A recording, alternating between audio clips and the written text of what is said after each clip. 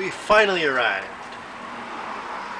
Here we are, the last part to dropping the transmission out of this car. The last part ended up being a lot more involved than I thought, so it's a lot longer than I thought. But I will cover everything that ended up being a snag along the way to getting the transmission to the ground. And after that, we'll get to the regular programming, which was getting the cable out of the car and just the bellhousing bolts. As you can see, it is on the ground. Well, technically it's on a jack, I suppose, but it's definitely out of the car. Torque converter's here, and the old one, or new one rather, is over there. So some of the issues I had were the radius rod was actually in the way. Very surprised. I guess I shouldn't be, but here I am shocked. You have to undo the fork here. You have to undo the radius rod. I put all the bolts back so I know where to put them. And then the other thing was, this is the negative battery cable. Apparently it's run directly to the transmission, which is perfect. Okay, so there are actually two brackets mounted to this bracket. One there and one there. I had missed one. Alright, as I said, I decided to take this out from here for a couple of reasons.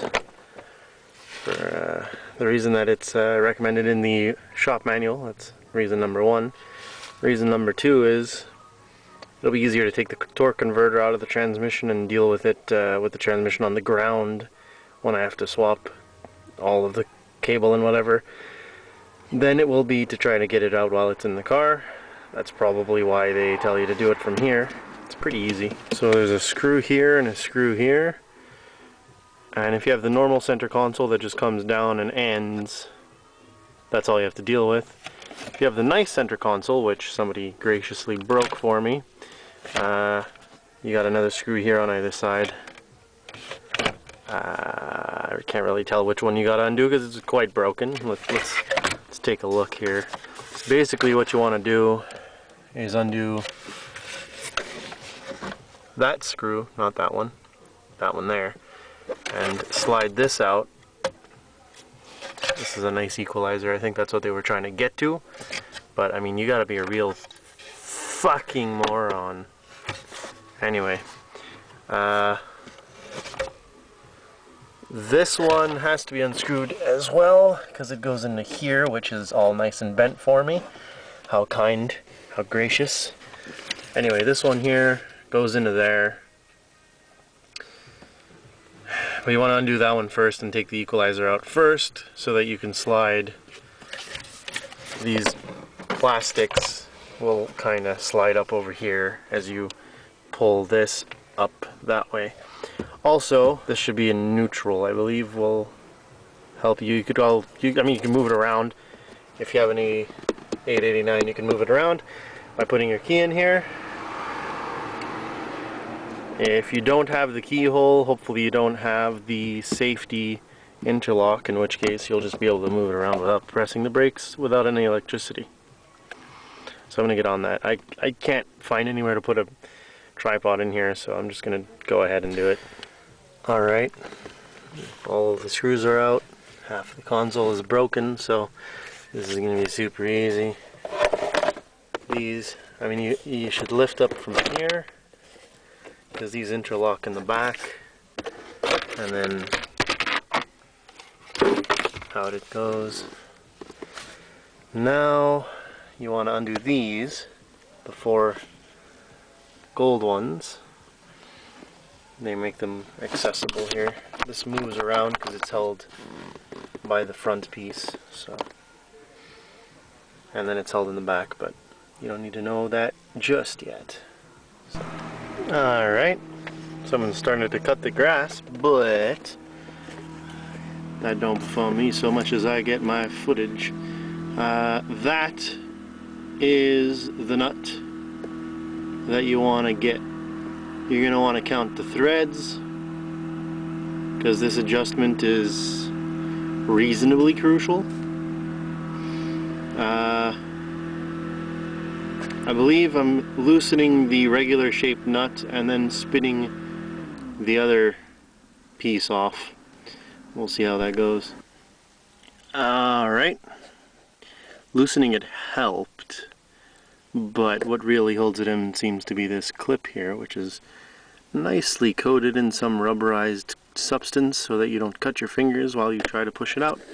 I jammed a screwdriver between it and the cable, and then once it was lifted enough I just pushed it up with 2 fingers, sort of kind of reaching the 2 fingers and then pushing up like that, and I dare say we should be out now.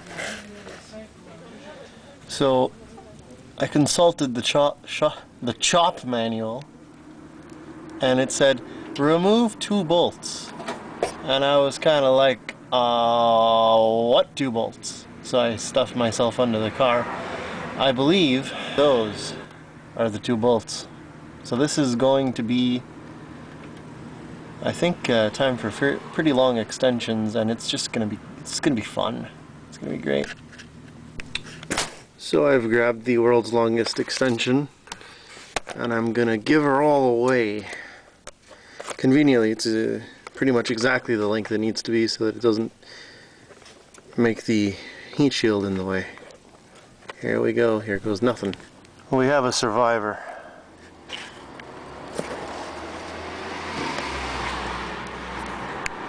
Left side one, I'm afraid, didn't make it. Anyway, this should just pull right down now. It seems we got a little bracket here. I'm gonna spray that with penetrating oil for the next 40 minutes. And actually, on second thought, there you go, frig that bolt. If it's following the track record of every other goddamn bolt, it's just gonna snap right off. And we can't have that, so apparently this rubber piece, which just goes where it goes, comes right off. There you go, no risk, aside for breaking it. But by the way, that was a 10. Don't try to grab a 9 and use it by accident, like me. We are left with nothing more than the Bellhousing bolts and dealing with this. So I'm going to start with this one, because once this lowers down, it'll be a heck of a lot easier to get to these on the ground. Same as the transmission shifter cable. So that's the plan. Get that off. There's also a bolt that goes right through there. Hopefully that doesn't snap. But if it does, I guess I'll use this one instead. That bolt is 19. Honda is wise. Honda is good. This is... yeah, this is the nut that goes behind there. And gloriously it has a slot here for not spinning by itself. So it literally is capable of just getting buzzed off on this side and leaving this alone. I mean, you want to hold it, but you could literally hold it with your fingers just so it doesn't fall. Good stuff. So let's watch some of the action here. Man, it slides right out.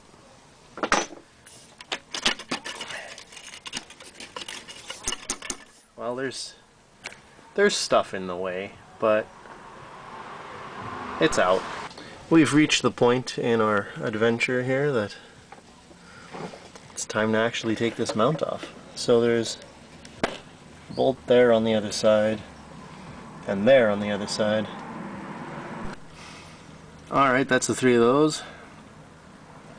They're all fairly easily accessible from the bottom. So I think if I drop the jack now, the engine and transmission will come down in the back. So that's a step in the right direction.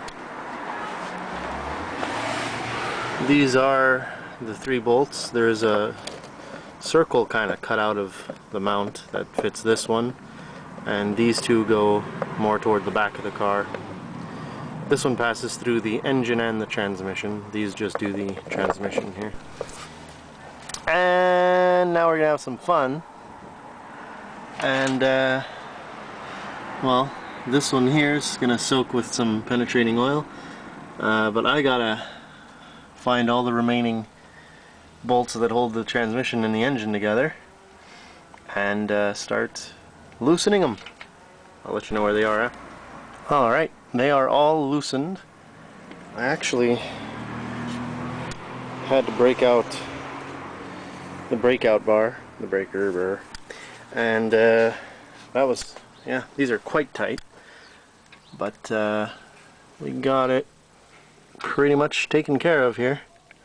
So, alright. 1.